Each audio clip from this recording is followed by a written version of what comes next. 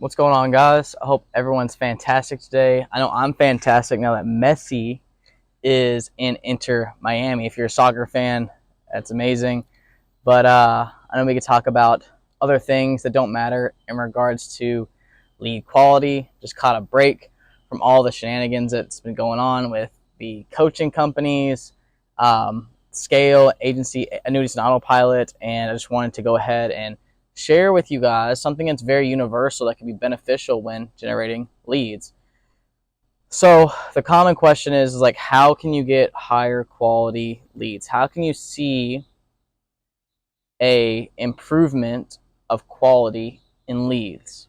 Okay, I'm going to give you 5 things on how to do that, but also I'm going to give you the ways on how to do that efficiently. So I'm going to take a drink of this water, and I have my iPad here to crush it with you all.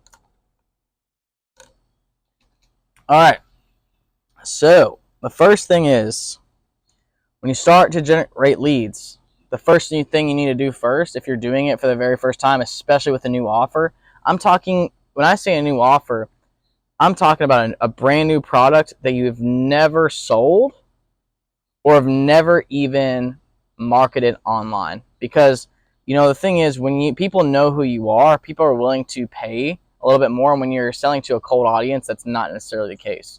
So when we're running ads to a new cold audience, so running ads to a new cold audience, brand new offer, here's what we need to do first.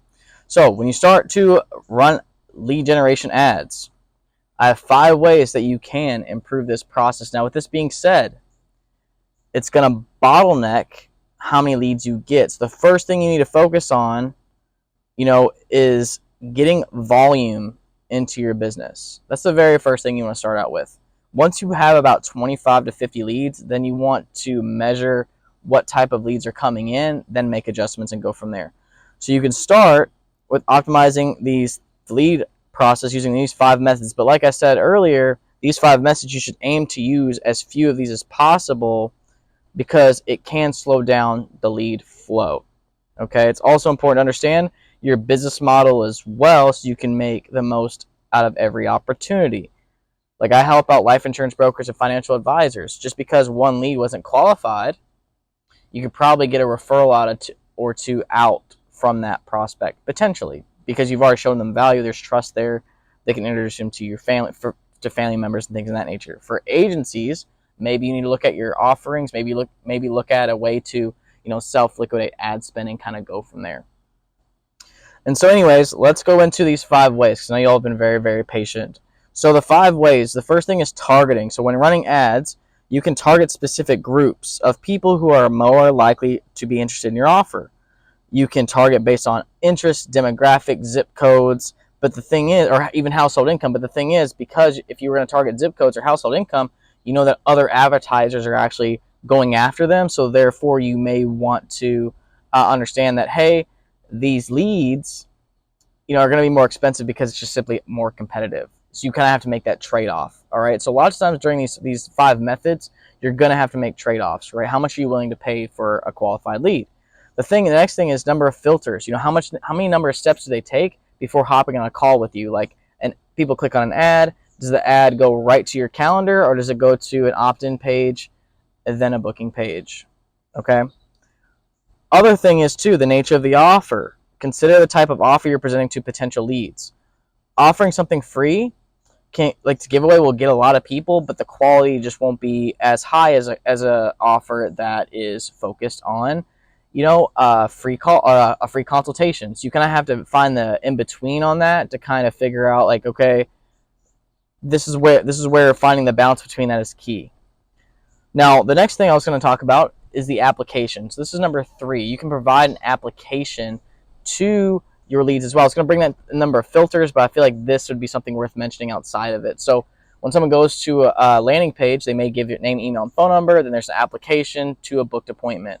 When people fill out those applications, you can really see what they're all about prior to hopping on a call. And again, more filters, the more the lead is invested into. Therefore, you're going to still at least see a small boost in quality in that process. Now, I know talking to brokers and agency owners, life and financial advisors, like the agency side, but also coaching agencies. I've also seen, like, even when people fill out applications, sometimes the quality is there and sometimes it isn't. So it really depends on how you're going about that. So the next thing is, the fourth one would be the fifth one, providing value first, making sure the content of your ad or landing page demonstrates your expertise and it shows that you can help or solve their problem. By providing value up front, you build trust and credibility, which increases the chances of attracting high quality leads. As you make these 5 changes, okay, this is very, very important. It's important to have key performance indicators in place. So KPI is what we call it in the marketing world. Track your progress, determine how much you're willing to pay for a lead, so that way you know when it's time to make changes and when to make them and what changes you need to make. Taking a data-driven approach is super key to make informing decisions, which is why I like to talk about next the data-driven approach. So if you know how to run ads on Facebook, you have a campaign, you have ad sets, and you have creatives. And then after creatives, you have everything that happens after it, like a lead form or a landing page. In this context, ad sets are targeting. So phase 1 is all about targeting and audience optimization. You can test your targeting on your ads, whether it's Google, Facebook, or TikTok, no matter what the platform is. Test your targeting for 3 to 5 days and focus on the right targeting that's going to be in your target market. If you're not getting any leads, consider which targeting audience is giving you the best response. That will serve you as a foundation for the next phase of this process, which is phase 2. Optimize your ads on creative and messaging, so what the ad looks like and what the ad says. This optimization period will last 1 to 2 weeks. If you don't get any leads in the first phase, it's time to optimize your messaging. Okay, so test different images, ad copy, writing styles, and see what resonates best with your target audience.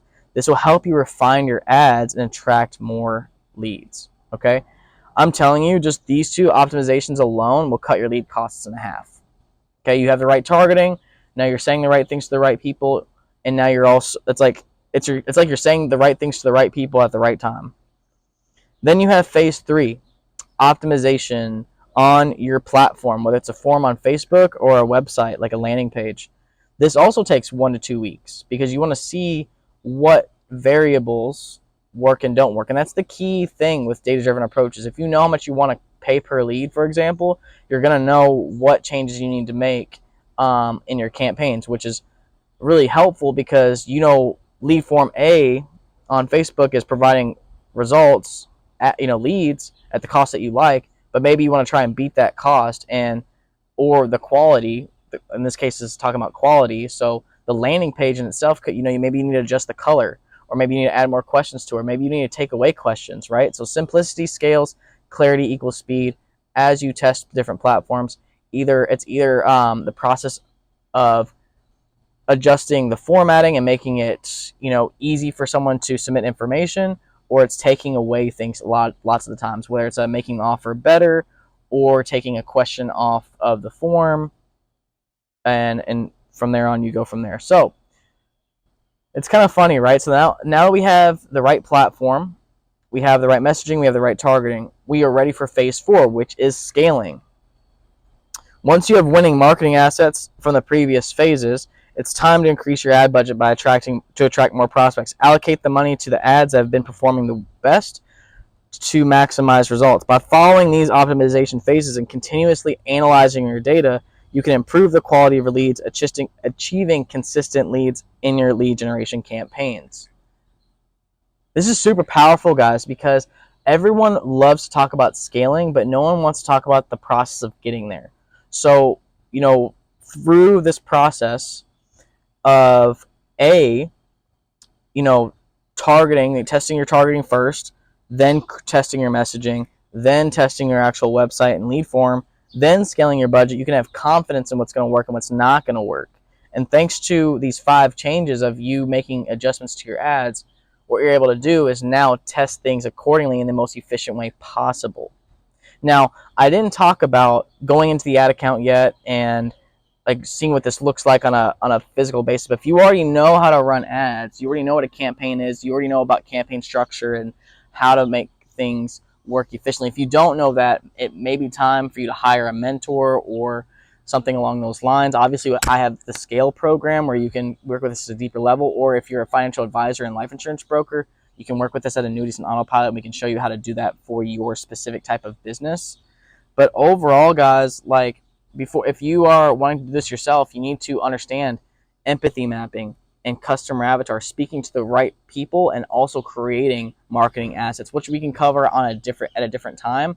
The cool part is it's kind of my take on all of the money I've invested into other mentors and things in that nature, and I've taken some of their strategies and combined them with my own.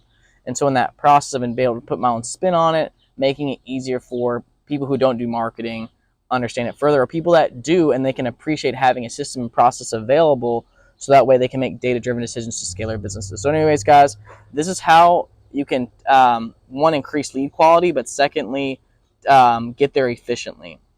All right, guys, so thank you all so much for this time. I hope you enjoyed this video. This is how you improve lead quality and doing it in an efficient way. Thank you so much. I'll see you soon. Don't forget to join our free community or subscribe. Thank you so much. Talk to you soon.